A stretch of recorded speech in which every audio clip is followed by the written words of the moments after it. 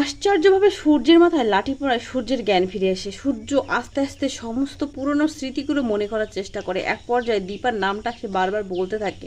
অন্যদিকে দেখা যায় রুডি সেটা দেখতে পেয়ে বলে, ও জ্ঞান ফিরে এসেছে। এই বলে সে তার পকেট থেকে সেই ইঞ্জেকশনটা বের করে, যে ইঞ্জেকশনটা হার্টবিট খুঁজে পাওয়া যায় না, যে ইঞ্জেকশনটা দিলে সেই ইঞ্জেকশনটা দেওয়ার জন্য সূর্যের কাছাকাছি আসতে থাকে। অন্যদিকে দেখা যায় দীপা মন্দিরে বারবার ঠাকুরের সামনে কান্না করতে থাকে আর বলে, ঠাকুর আমার শীতের সিঁদুর যেন অক্ষয় হয়। ওদিকে সোনা বলতে থাকে, মা তুমি বারবার এই ন্যাকা কান্না কানলেই সবাই তোমাকে বিশ্বাস করলেও আমি কিন্তু তোমাকে বিশ্বাস করব না মা। ঠিক আমরা দেখতে পাবো রুডি একটা ইঞ্জেকশন নিয়ে সূর্যের কাছে আসার বলে, তুমি আমাদের কাউকেই মনে রাখতে পারবে না, এমনকি নিজেকেও তুমি ভুলে যাবে। এই বলে সূর্যকে ইঞ্জেকশনটা ঠিক সূর্যের বুকের মধ্যে করতে গেলে সূর্য সেই মুহূর্তে রুডির হাত ধরে নেয় এবং রুডিকে ধাক্কা দিয়ে ফেলে দেয়। তখন রুডি বলে, তুই আমাকে মারলি, দেখ তোর আজকে শেষ অবস্থা করে ছাড়বো, তোকে আজকে শেষে প্রাণে মেরে দেবো। এই বলে রুডি সূর্যকে মারার চেষ্টা করে। সূর্যের সাথে রুডির ভীষণভাবে মারামারি বাঁধে এবং রুডিকে এক পর্যায়ে কোলে তুলে সূর্য ছুঁড়ে ফেলে দেয়। তারপরে দেখা যায় রুডি তার পিস্তলটা বের করে সূর্যের দিকে তাক করে। ঠিক তখনই কুন্তলা সেখানে রুডিকে ফোন করলে রুডি ফোন তুলে বলে, কি হয়েছে মম, তুমি আমাকে ফোন করলে কেন? তখন কুন্তলা বলে, এদিকে মন্দিরে মা আর মেয়ে মিলে নাটক করছে, ওদিকে সূর্য কেমন আছে? তখন রুডি বলে, মা এখনই ওকে আমি মেরে ফেলতে যাচ্ছিলাম, তখনই তুমি ফোন করলে।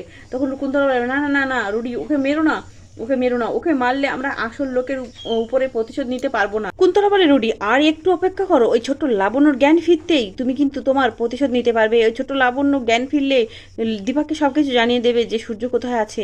তারপরে দীপা সেখানে আসবে আর দীপাকে তুমি প্রতিশোধ নিতে পারবে, দীপাকে তুমি মারতে পারবে। দেখা যায় মন্দিরে কৃষ্ণ আর রূপা এসে বলে, মা তুমি শিগগিরই বাড়ি চলো, ছোট্ট লাবণ্যর জ্ঞান ফিরে এসেছে। এই কথা শুনে দীপা ছুটে যায় বাড়িতে। ওদিকে পাকা মেয়ে বারবার ভালো ছেলের কথাই বলতে থাকে। লাবণ্য জ্ঞান ফিরতেই সূর্যের কথা বলতে থাকে, ভালো ছেলে কোথায়, ভালো ছেলেকে দিয়ে যায়নি। এদিকে ছোট্ট লাবণ্যর জ্ঞান ফিরতেই জয় কিন্তু তাকে জড়িয়ে ধরে, তাকে সান্ত্বনা দেওয়ার চেষ্টা করে। এটা দেখে উর্মি ভীষণ রেগে যায়। উর্মি বলে, জয় তুমি ওকে ছাড়ো বলছো, ওর কাছে তুমি যাবে না। এই বলে জয় বলে, তুমি আমাকে শাস্তি দিও, পরে দিও, কিন্তু ও ছোট্ট বাচ্চা মেয়ে, ও ভয় পেয়ে আছে, ওর কাছে আমাকে যেতে দাও। তখন জয়ের সাথে উর্মি ভীষণ ঝামেলা হয়। দীপকে বলে, দেখ আমি ভুলতে পারি না, আমি ভুলতে পারি না, যখনই ও ওর কাছে যায় তখনই মনে পড়ে যায় তোর বাবা আমাকে চিট করেছে, তোর বাবা আমাকে ঠকিয়েছে। তখন দীপ বলে, বাবা বাবা তোমাকে ঠকাতে পারে, কিন্তু ওই ছোট্ট বাচ্চা মেয়ে, ওর কি দোষ, ওর কি দোষ, তুমি ওকে শাস্তি দিচ্ছ কেন? তুমি এটাও বলে যে আমার একটা যদি মেয়ে থাকতো তাহলে বুঝতে পারতো, তোরা তো সবাই ছেলে, তোরা আমার ফিলিংসটা বুঝতে পারবি না। তখন জয় বলে, ও তো ছোট বাচ্চা মেয়ে, ওকে তুমি মেয়ে হিসেবে মেনে নাও না, ও তো ভালোবাসা ছাড়া কিছুই চায় না। তখন উর্মি চিৎকার করে বলে, জয় একদম ভুলে যেও না তুমি তোমার নোংরামের কথাগুলো, আমার মনে পড়লেই ঘেন্না লাগে। ঠিক তখনই দীপা সেখানে আসে ছোট লাবণ্যকে থেকে জড়িয়ে ধরে। ছোট লাবণ্য ভালো মা বলে তাকে জড়িয়ে ধরলে দীপা তার কাছে জিজ্ঞাসা করতে থাকে, ভালো ছেলে কোথায়? তখন ছোট্ট লাবণ্য বলতে থাকে, একটা আন্টি আমাদেরকে তুলে নিয়ে গিয়েছিল, আমি ভালো ছেলেকে ওখান থেকে বের করে নিয়ে এসেছিলাম, কিন্তু পরে ওই আন্টিটা আবার আমাদেরকে ধরে নিয়ে গেছে। ওই আন্টিটাকে দেখতে একদম ভয়ঙ্কর, দেখলেই ভয় করে।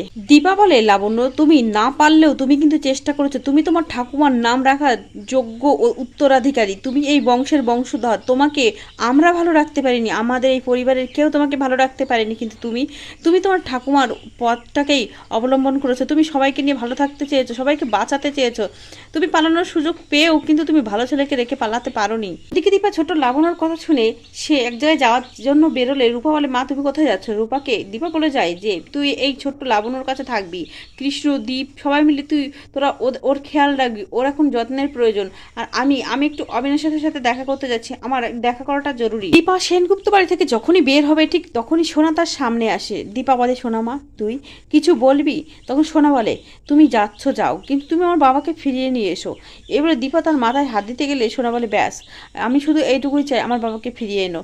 এই বলে সোনা সেখান থেকে চলে গেলে দীপা মনে মনে ভাবে, আমি কিছুই হতে দেবো না আপনাকে ডাক্তারবাবু, আমি আপনাকে ফিরিয়ে আনবো, আপনার মেয়েদের জন্য আপনাকে ফিরতেই হবে। এই বলে দীপা বেরিয়ে যায় সেনগুপ্ত বাড়ি থেকে। ঠিক উর্মি যখন ঘরের মধ্যে থাকে ঠিক সেই সময় জয় সেখানে আসলে জয়কে কলার ধরে উর্মি বলে, তোমাকে আমি কোনোদিন ক্ষমা করতে পারবো না, কোনো দিন না। তখন জয় বলে, তোমার একটার পর একটা ভুল আমি ক্ষমা করে দিয়েছি। তখন উর্মি বলে, কি বলছো তুমি? তখন জয় বলে, হ্যাঁ আমি আর তোমাকে মেনে নিতে পারছি না। তখন উর্মি বলে, তুমি শালিনীর কাছে গিয়েছিলে, লাবণ্যকে লুকিয়ে রেখেছিল, এই সবগুলো কি? তখন জয় বলে, হ্যাঁ আমি মানছি আমি ভুল করেছি, বড় ভুল করেছি, এক রাতের ভুল, কিন্তু সেই ভুলের দিকে তুমিই আমাকে ঠেলে দিয়েছিলে।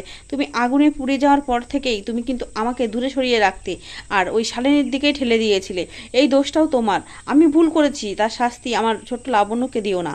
মির মুখের উপরে জবাব দেয় যে আমি ভুল করেছি, সেই ভুলের শাস্তি তুমি আমাকে দিও, কিন্তু আমি আর ছোট লাবণ্যর কাকা সেজে থাকতে পারবো না, কারণ ও আমার মেয়ে, ও আমার রক্ত। তাই আমি প্রয়োজন যদি হয় তাহলে তোমাকে আমি ডিভোর্স দিতেও বাধ্য আছি, তুমি যদি চাও সেটাই। এদিকে দীপাকে দেখতে পেয়ে রুডি বলে, এই বুড়িয়া তুমি এখানে কি করছো, এখান থেকে যাও। এটা বললেই সেই রুডির গলা শুনে দীপা চিড়ে ফেলে দেয় যে এটা তো আমার চেনা গলা, এই গলাটা তো অনেক আগে আমি চিনেছি, এটা তো রুডির গলা। এটা বললেই তখন রুডি তার ভয়েসটা চেঞ্জ করে